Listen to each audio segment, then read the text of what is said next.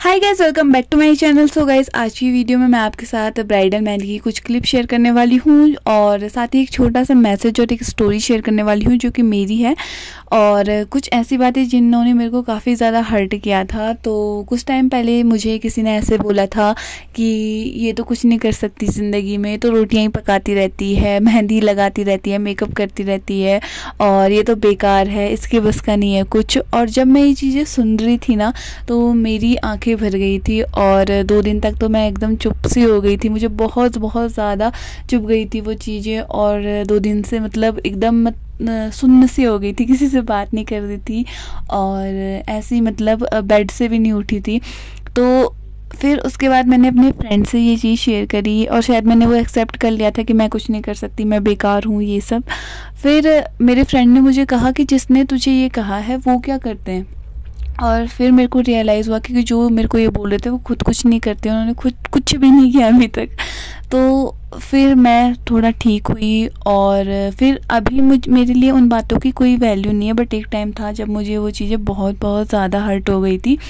तो उसके बाद चलो मैं अभी रिप्लाई देती हूँ, उस बात का जवाब देती हूँ। तो कुछ टाइम पहले कुछ सिचुएशंस ऐसी थी, कुछ प्रॉब्लम ऐसी थी जिसकी वजह से मुझे अपने ड्रीम या जो मैं करना चाहती थी उनको डिले करना पड़ा। और ऐसा नहीं कि मैं उनको करना नहीं चाहती या मैं करूँगी नहीं या मेरे बस का नहीं है, बट ये है कि वो चीज़ें डिले हो गई थी कुछ प्रॉब्लम्स की वजह से, कुछ सिचुएशंस की वजह से।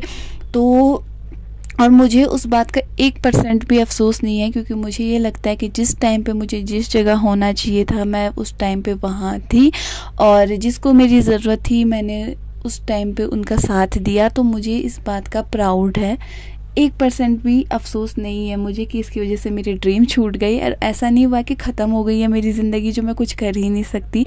अभी मेरी ज़िंदगी स्टार्ट हुई है और मैं अपने सारे ड्रीम पूरे करूँगी। हाँ, थोड़ा डिले हो गई है चीज़ें, बट वो चीज़ें पूरी होंगी। और फिर दूसरा था कि मेहंदी ही लगाती रहती है, तो देखो मेहंदी लगाने में ना मुझे बहुत ज़्यादा खुशी मिलती है और वो खुशी मेरे लिए मैटर करती है, उस खुशी की मेरे लिए वैल्यू है। और किसी के बोलने पे तो मैं ये चीज़ें छोड़ूंगी नहीं और मेरे लिए मेरी खुशी मैटर करती है, किसी की सोच नहीं। सो यही शेयर करने वाली थी, किसी को कुछ बोलने से पहले ना सोच लीजिए और क्या पता कि आपकी बातें किसी को दुख पहुंचाए, तो ऐसी बातें किसी के साथ भी नहीं करनी चाहिए।